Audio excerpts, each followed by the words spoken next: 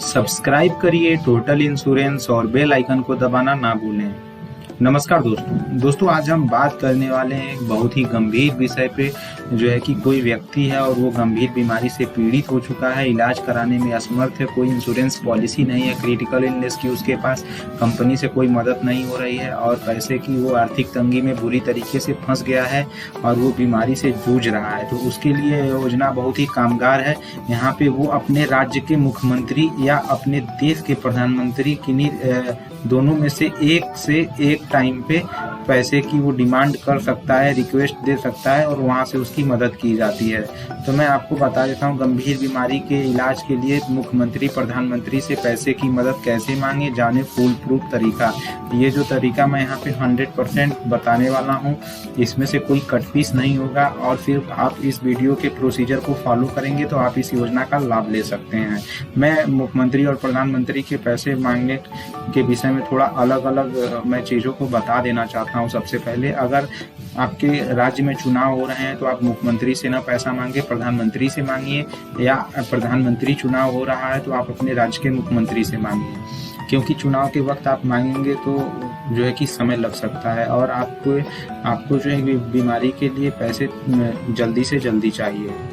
तो यहाँ पे कुछ डॉक्यूमेंट हैं जो आपको बनवाने होंगे और कुछ तो आपके पास है ही। पहला डॉक्यूमेंट हो जाता है MP MLA का पैड एक बनवाना होता है। वो A4 साइज का एक पैड होता है, कागज की तरह, वो हार्ड होता है, बस इसलिए उसको पैड कहते हैं।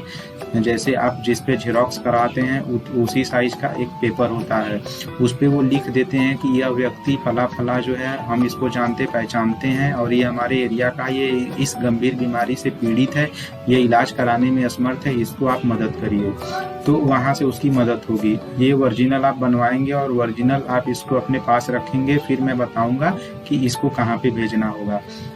अगर आपको प्रधानमंत्री से पैसा चाहिए तो आपको अपने MP से पैड बनवाना होगा। अगर आपको मुख्यमंत्री से पैसा चाहिए तो आप अपने विधायक से MLA से पैड बनवाना होगा। यहाँ पे MP का मतलब सांसद, आप सभी लोग जानते ही हैं। आधार कार्ड का एक जेरोक्स आपको अपने पास रखना होगा। इनकम सर्टिफिकेट आपको पिछले 6 महीने का बनवाना होगा, नया, 6 महीने से ज़्यादा पुराना ना हो। राशन कार्ड का जेरोक्स आपको रखना होगा। एक पेशेंट का एस्टीमेट, इसको मैं डिटेल में डिस्कस कर देता हूं और ये ओरिजिनल आपको रखना होगा। सेल्फ एक आप जो है कि एप्लीकेशन लिखेंगे, सेल्फ यहाँ पे सेल्फ एप्लीकेशन एक आपको लिखना है कि मेरा नाम ये है, मैं यहाँ का रहने वाला हूँ, मैं गंभीर बीमारी से पीड़ित हूँ, मैं इस इलाज कराने में असमर्थ हूँ और इसको भी मैं बताऊंगा कहाँ देना है। ये भी ओरिजिनल आपको भेजना है। जो ओरिजिनल लिखा हुआ है वो ओरिजिनल आपको भेजना है। हॉस्पिटल कार्ड इफ अवेलेबल, किसी हॉस्पिटल में अगर कोई व्यक्ति एडमिट रहता है तो वहाँ पे कार्ड बना दिया जाता है। अगर वो है तो आप दे सकते हैं, नहीं है तो कोई बात नहीं है। ये इम्पोर्टेंट नहीं है।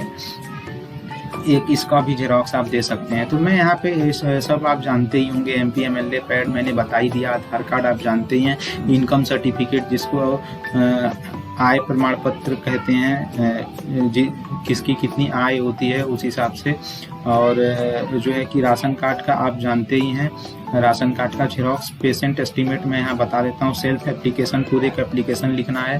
हॉस्पिटल कार्ड बता ही दिया हूँ। तो मैं एस्टीमेट को यहाँ पे डिस्कस कर लेता हूँ।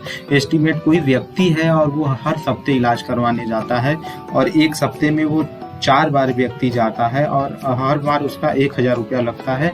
तो सपोज एक वीक में उस व्यक्ति का कितना लग रहा है, 4000 रुपया इलाज के लिए लग रहा है। तो एक महीने में हो जा रहा है इस व्यक्ति के इलाज का पैसा 16000 रुपये और 12 महीने में इस व्यक्ति का हो जा रहा है 1,92,000 रुपये। 1,92,000 रुपये का यही एस्टीमेट बनाएगा हॉस्पिटल लिख देगा कि एक वीक में इस व्यक्ति का इतना लगता है, एक महीने में इतना लगता है, 12 महीने का एस्टीमेट इतना होता है। साइन कर देगा और स्टैंप लगा के आपको वही कागज पे दे देगा। उसी को कहते हैं पेशेंट एस्टीमेट। अब हम आगे की ओर देख लेते हैं।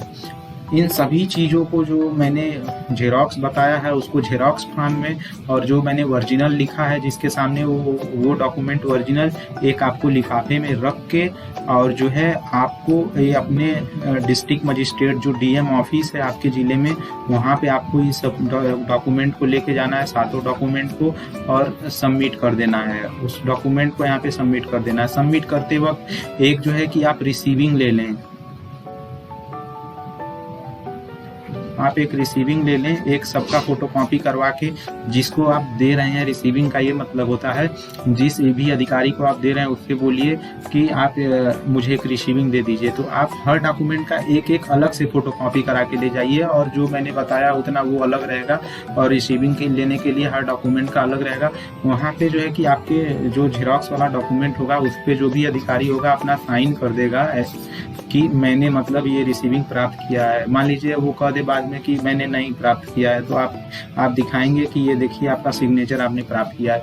ये सारा डॉक्यूमेंट जमा करने के बाद जो प्रोसीजर होता है वो आपके तहसील पे आता है, तहसीलदार के पास आता है। यहाँ पे आप जमा कर देंगे, उसके बाद तहसीलदार के पास आपके आएगा। तहसीलदार आपके भेजेगा लेखपाल के पास। लेखपाल आपका वेरिफिकेशन करेगा घर पे आके, या फोन से भी पूछ सकता है। आप मोबाइल नंबर जो है कि लिखना ना भूलें, आप अपना मोबाइल नंबर जरूर लिखें। लेखपाल आपको फोन करेगा या कॉल करेगा, वो वेरीफाई कर लेगा और वो फिर भेज देगा उल्टा जो है कि तहसीलदार के पास तहसीलदार भेज देंगे डीएम के पास, डीएम भेज देंगे।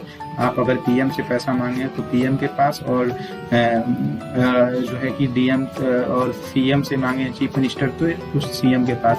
यहाँ पे ये डायरेक्ट यहाँ पे मतलब पीएम सीएम के पास नहीं जाता है, ये जो जाता है सचिवालय, जो भी सचिवालय, मान लीजिए उत्तर प्रदेश का सचिवालय ऑफिस लखनऊ है तो लखनऊ जाएगा।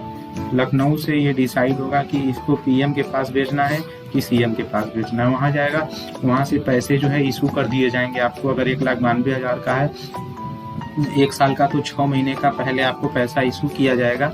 6 महीने का पैसा इशू करने के बाद उसका 1,92,000 का आधा किया जाएगा 50%, और फिर 6 महीने आप इलाज कराएंगे। अगर आप गंभीर बीमारी का व्यक्ति सही हो जाता है तो जितना पैसा लगेगा उतना हॉस्पिटल उसमें से ले लेगा और पैसे रिफंड हो जाएंगे। या पेशेंट की डेथ हो जाती है तो भी वो पैसे रिफंड हो जाते हैं। फिर ये आता है हॉस्पिटल के अकाउंट में पैसा, आपके हाथ में यहाँ पैसा नहीं मिलने वाला है। तो ये जो पैसा है, ये अगर फिर आपको ज़रूरत है तो फिर 6 महीने बाद अगर आप फिर से इस पैसे की ज़रूरत है तो फिर आपको अप्लाई करना होगा हर 6 महीने पे। ये ज़्यादा पैसे सरकार इसलिए नहीं भेजती है कि पेशेंट का डेथ हो सकता है, पेशेंट सही भी हो सकता है, इसलिए 6 महीने का पैसा भेजती रहती है। 6 महीने में आप ठीक हैं तो फिर अगले पैसे के लिए फिर अप्लाई करिए, फिर इलाज करवाइए, ऐसे जब तक आपको ज़रूरत है तब तक। अदरवाइज अगर डेथ हो जाती है या फिर पेशेंट सही हो जाता है तो जितना पैसा बचा रहता है वो फिर पीएम या सीएम का जो कोष होता है उसमें ये पैसे रिफंड कर दिए जाते हैं। दोस्तों, मैं यहाँ